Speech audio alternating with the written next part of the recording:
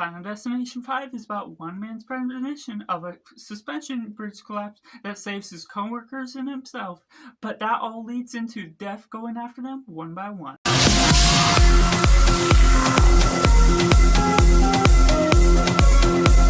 And welcome to Cinema, where we focus on a film. I'm Josh, this is Simply Cinema. Let me know in the comments below what you thought of Final Destination 5. Was it good, was it bad, or somewhere right in the middle? Or if you're waiting for this review to decide if you're going to see it or not, make sure to like this video if you enjoy it, subscribe if you haven't already, to join in film culture community where we have all the rest of Final Destination films leading up to Bloodlines, and I'll have a ranking just as well after that. We're going into the positive. We got this great film that builds upon this suspension of the belief of this premonition, where death is once again after these group of kids, where you can watch this film on its own. You don't necessarily have to watch any of the other films to where you can understand what all leads into it. But also, this is a prequel film that will give you more notice if you do watch the first film first before watching this at the very least. But that's only really the real amount that the connection is available to where this film leads on to, that really connects to the rest of the franchise and other things that much better. And of course, there's also some parts at the end that will spoil all of the deaths to Final Destination 1 through 4. So it does lead as sort of a franchise ending while also still being a prequel, but the main events still cover its own basis. That does go into some sense of believability, and after not loving what they did with Final Destination 4, it's interesting the way they study this, add in the layer and twist that you can be killed or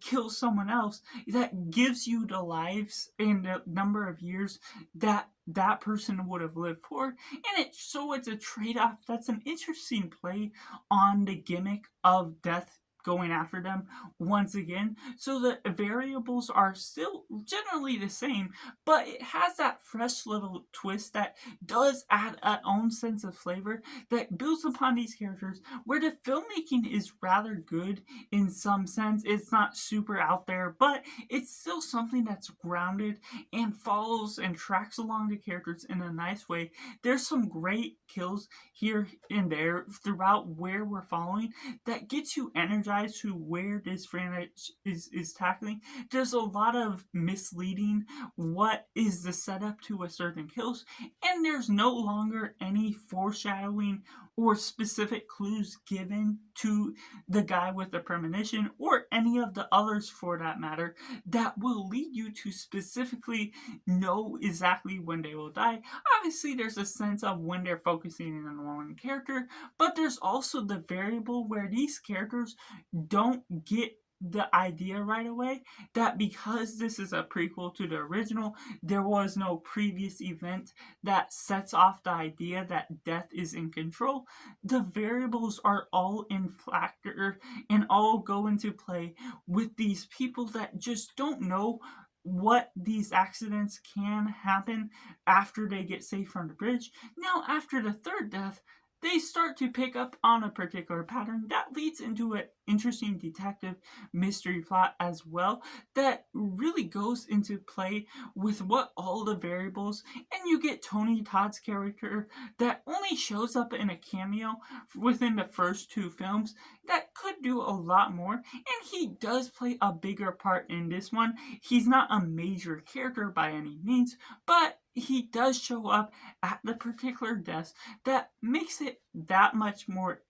ominence with the way he plays his character. Even though he doesn't do a whole lot, it's just the appearance during those deaths that makes it that much more prevalent and just creepy in that sort of degree, where he's that much of a player in the scheme of what death is all playing, that makes this film just interesting by the way they play things off, which takes me into the premonition of the idea of the bridge collapse. I think that's just a terrifying thing and really works on the paranoia of driving across bridges. Now, there's certain ideas that could be a little bit handled in a different manner, but the flow and consistency of where you're taking the pace of this film and also taking on the idea of kill or be killed is something interesting that really adds layers to the development of some of these characters, and the chemistry and dialogue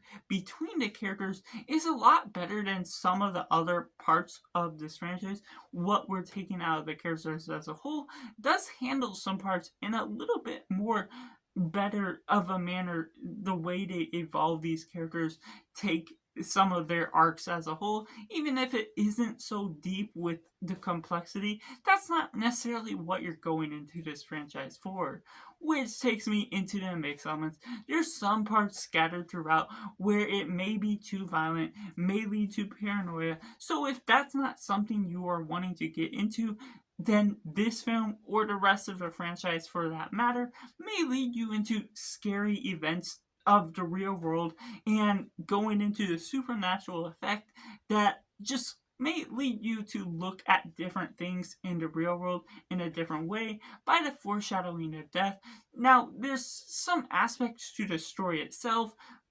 that will be a little factored into a twist in this character's perspective of how he suddenly changes based on the kill or be killed, that I won't spoil particularly what all it evolves into, but it can kind of come out of nowhere, not knowing necessarily the character's motivations to begin with, his past or other things, how that sort of evolves and comes into play. But there is some interesting values that this film brings about that doesn't necessarily always come into fully bringing up some of their initial deaths or some of the values that we're going into how things can come into play. And there's the ideas, of course, with the supernatural that they can sort of lean into allowing things to come into play however they want to, leading the characters to where they need to be just so they get killed off in that manner, which unfortunately can lead into some coincidences, certain ideas that don't necessarily get as make sense as much as it could be. So that leads into elements where you just give the supernatural being of death the limitless power while also not necessarily being able to do whatever it wants to, which just leads into something where even though it has limitless power,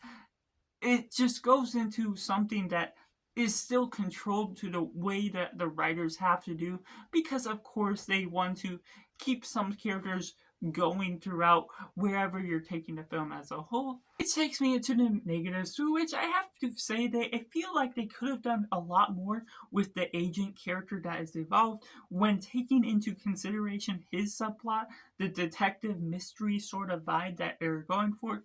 There's a separation where I understand where he's a minor character, he shows up when he needs to, but it only comes up with only so much substance that leaves some mystery left to be figured out, the way they try and figure out the clues, that he doesn't necessarily play a big part outside of just showing up at certain moments, other parts where they could do a little bit more to his character, or the connection to where he has suspicions, has to lock someone up, create a little bit more tension into what all that comes into play with the suspension of belief, which does take into consideration some of the moments of the death where there is a particular death that feels a little off balance to where they're going with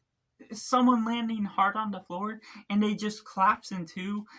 which is a weird sort of way to feel about that natural way that they're going. It's not some supernatural effect of what is all going on. Obviously, the supernatural force sort of led to that happening, but at the same time, it was a weird sort of feel that was the most offsetting to what was naturally coming about with all the other deaths. That this one particular death that was the first just felt like it didn't naturally come about and they just needed to be it killed off as soon as possible. But also the biggest way in